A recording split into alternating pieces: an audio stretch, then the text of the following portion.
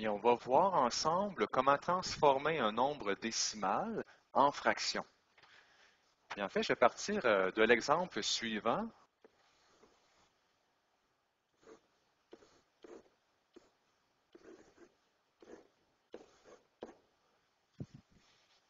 Donc ça, c'est le chiffre des centaines.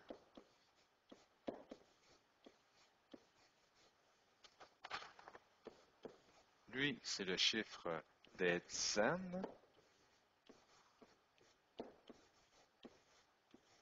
Ça, c'est le chiffre des unités. Après la virgule, le premier chiffre, c'est le chiffre des dixièmes.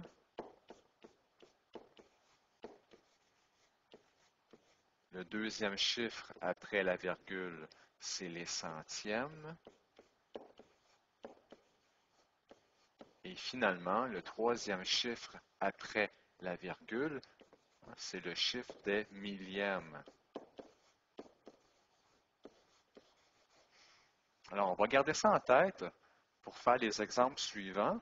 Donc, si j'ai 0,5, donc c'est mon nombre décimal, qui se lie 5, donc une virgule, il y a un seul chiffre après la virgule.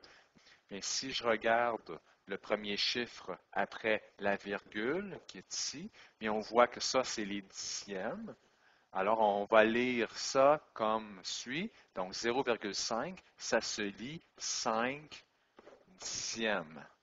Donc, 5 dixièmes, ça peut simplifier. C'est une fraction qui se simplifie. Donc, on peut diviser par 5 en haut puis en bas, parce que 5 se divise par 5 et 10 se divise également par 5. Donc, ça nous donne un coup simplifié, une demi. Donc, j'ai transformé le nombre décimal qui est ici en fraction. Donc, je vais faire la même chose ici avec 0,64. Donc, si on regarde, j'ai deux chiffres après la virgule. Donc, si je regarde deux chiffres après la virgule, on est ici. Donc, ça, ce sont les centièmes. Alors, ça se lit 64 centièmes. Et ça aussi, ça se simplifie parce que 64, c'est un nombre pair et 100, c'est également un nombre pair. On reconnaît les nombres pairs lorsqu'on peut diviser ce nombre par 2. Ce sont des nombres qui se terminent par 0, 2, 4, 6 ou 8. Ici, comme 64 se termine par 4 et 100 se termine par 0, ce sont deux nombres pairs.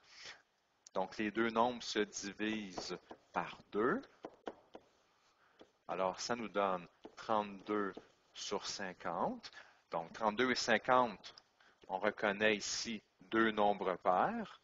Alors, ça se divise encore par 2 en haut et en bas, et on obtient 16 sur 25. Et 25, c'est un nombre impair, parce que les nombres impairs, ce sont des nombres, ou plutôt des chiffres, qui se terminent par 1, 3, 5, 7 ou 9. 5 est ici, donc c'est bien un nombre impair.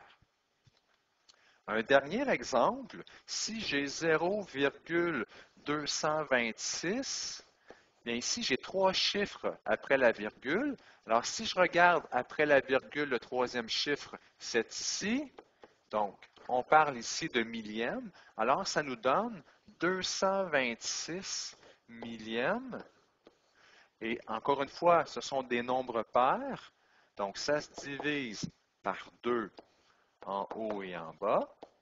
Alors, ça nous donne 113.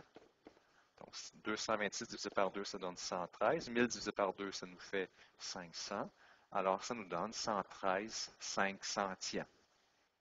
Alors, c'est à vous à pratiquer. Il y a des exercices dans votre cahier. Donc, prenez le temps qu'il faut pour intégrer cette matière-là avant de passer à autre chose.